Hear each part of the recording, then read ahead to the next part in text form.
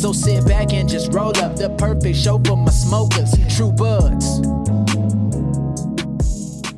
What's the vape scene like out there? I was just puffing on mine a second ago. Yeah, I saw that. I should have brought mine.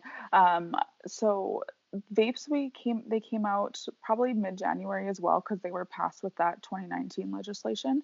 They kind of held back for a bit in Alberta. We got them in spring because the Alberta governing body for cannabis, they were unsure about what the safety precautions were going to be like and if they were going to have any bad health effects. So they kind of held off on that a little bit. And then they are talking about, in Alberta specifically, I'm not sure about the rest of the country, but adding a 20% vape tax for all vape products, which is pretty crazy. So that hasn't happened yet. And it was supposed to happen in April. And I don't know if it's because of the pandemic that they held off doing that. But yeah, vaping, it's not very affordable. I find that a lot of the prices are pretty high. So I think that people are still kind of going to the black market for that, which is unfortunate because there's been so many studies showing that, you know, all the health concerns around the illicit vapes. So hopefully they'll kind of fix that like they did with the flower. We saw some kinks at the beginning. So it is quite new. So I'm hoping that we'll see some improvement soon. Yeah, that'd be crazy, the 20% to, like you said, just driving people to get the black market. So it kind of doesn't make much sense for, but damn, 20%. I know tax out here can vary too, but what's the tax out there if you're just buying some flower around?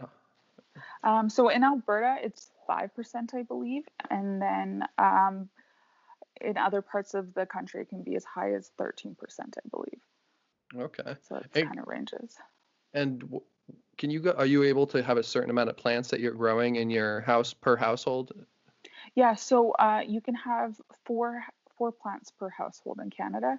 If you want more, if you're a medical patient, you can get some paperwork with your doctor and the government stating that you can grow more plants, but it just depends on how many grams per day your doctor has allotted for you. Okay, that makes sense. Have you grown at all?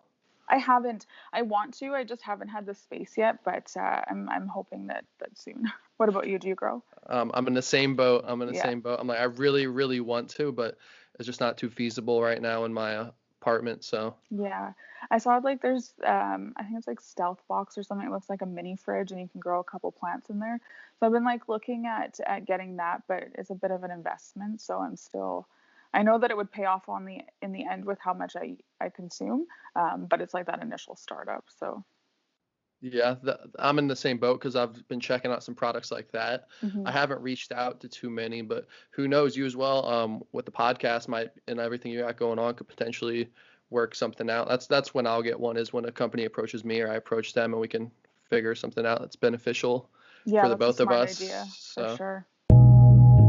This is True Buzz, that Mary Jane, now we ain't new to this. For my stoners and for my cannabis enthusiasts, never heard a show as good as this. Yeah, number one, it's the best. Bringing in many special guests in the industry of cannabis. Business owners to growers, even artists you know of. So sit back and just roll up the perfect show for my smokers, True Buds.